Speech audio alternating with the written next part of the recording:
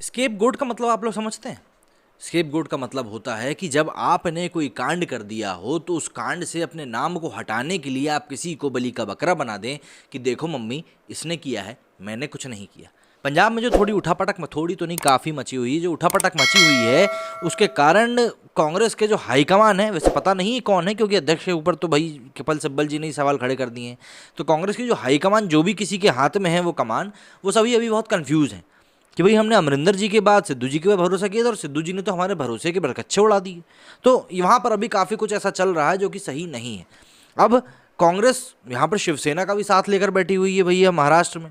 सरकार तो कैसे भी करके बनानी है ना, कि जीत ढंग से कहीं पा नहीं रहे हैं। हालांकि भाई राजस्थान मध्य प्रदेश में जीते थे, छत्तीसगढ़ में जीते थे, लेकिन मध्य प्रदेश में उनका जिस तरीके से विकेट गिराया गया, डर हर जगह बना रहता है।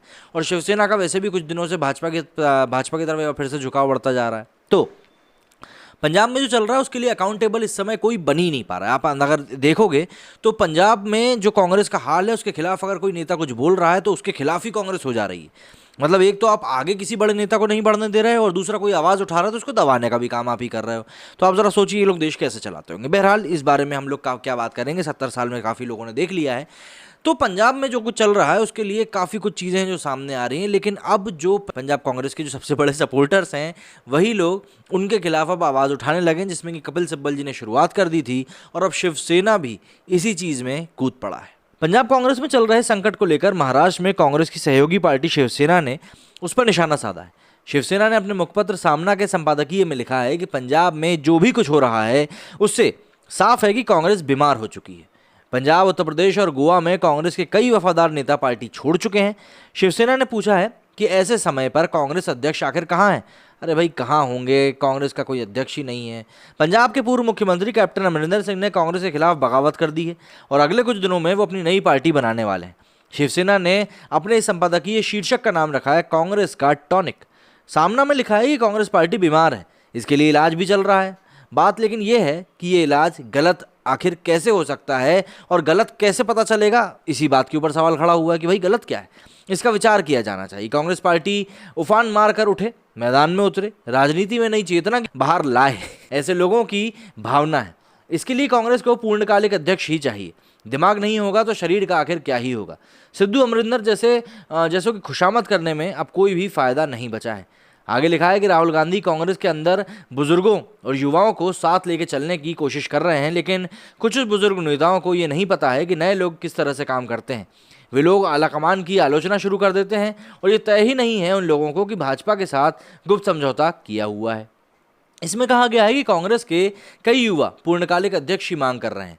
उनकी मांग गलत नहीं है, क्योंकि जैसे बिना सिर वाले शरीर का कोई फायदा नहीं होता, वैसे ही बिना अध्यक्ष वाली पार्टी भी किसी का मुकाबला कैसे कर सकती है। इस सवाल का गांधी परिवार को जवाब देना चाहिए कि उनमें से कौन है जो लीडरशिप के लिए तैयार है। लेकिन मेरा सवाल यहाँ पर यह है कि आखिर गांधी परिवार ही क्यों लीडरशिप का नेतृत्व करेगा? ये बात सवाल पूछिए, सवाल मतलब पूछने वाला है। लेकिन सबसे बड़ी बात यह भी है कि कांग्रेस पार्टी को स्थायी पार्टी अध्यक्ष पर बने इस डाउट को खत्म करने का सही समय आ चुका है। सामने में कहा गया है कि कांग्रेस में पंजाब में दलित को मुख्यमंत्री बनाकर बहुत बड़ा कदम उठाया है, लेकिन पार्टी के ही नेता नवजोत सिंह सिद्धू ने राहुल गांधी के लिए मुसीबत खड़ी कर दी। उन्होंने कहा कि पार्टी को ऐसे व्यक्ति को ना तो ज़्यादा तवज्जो देनी चाहिए और ना ही भरोसा जताना चाहिए जिसने हाल ही में पार्टी ज्वाइन करी हो। उन्होंने कहा कि पार्टी में स्थायी अध्यक्ष होना बहुत ज़रूरी है जो ऐसे बड़बोले नेताओं के मुंह को बंद करा सके। गौरतलब है कि पंजाब में कांग्रेस के लिए विचित्र और संकट वाली एक कंडीशन पैदा हो चुकी है। दरअसल चरणजीत सिंह चन्नी को मुख्यमंत्री बनाने के लिए उसने कैप्टन से इस्तीफा दिलवाया, लेकिन इसके कुछ दिनों बाद ही प्रदेश अध्यक्ष नवजोत सिंह सिद्धू ने अपना त्यागपत्र दे दिया। सियासी गलियारों में ऐसी चर्चा है कि कैप्टन को सत्ता से बाहर निकालने में सिद्धू की अहम भूमिका रही थी। सीएम पद से इस्तीफा दिलाकर पार्टी आलाकमान ने जिस तरह से अमरिंदर से पल्ला झाड़ा, उसे कैप्टन के लिए बेइज्जती मान रहे हैं। उन्होंने साफ कर दिया कि अब वे कांग्रेस में नहीं रहेंगे बल्कि अपनी पार्टी बनाएंगे, और ये बात भी वो साफ तौर पर कह चुके हैं कि अब वो सिद्धू को कहीं से भी जीतने नहीं देंगे। तो ऐसे में अब आप खुद ही बताइए ना, सवाल किसके लिए खड़ा हो रहा है? सवाल यहाँ पर कांग्रेस के लिए ही खड़ा हो रहा है कि भाई आखिर आप क्या चाह रहे हो। लोग यहाँ पर कांग्रेस को बीजेपी के अल्टरनेटिव के रूप में देखना तो चाहती है, लेकिन कांग्रेस खुद नहीं चाहती कि वो कौन से चेहरे को सामने खड़ा करे, क्योंकि राहुल गांधी को खड़ा करेंगे तो कई सारे लोग हैं जो कि दबी जुबान में उनके खिलाफ हो जाएंगे, उनको प्रोजेक्ट कर नहीं सकते। महागठबंधन की जो बात चल रही है उसमें ममता बनर्जी साफ कह चुकी भाई राहुल गांधी को हम चेहरा नहीं बनने देंगे। तो इतने विरोधाभास के साथ आखिर इतनी बड़ी पार्टी कैसे आगे बढ़ेगी? यदि आप लोगों के पास कुछ सॉल्यूशन है तो भाई आप लोग कमेंट करके बता दो, क्योंकि हमें तो समझ में आ नहीं रहा है। मेरे इस वीडियो में फिलहाल इतना ही। जय हिंद, जय भारत।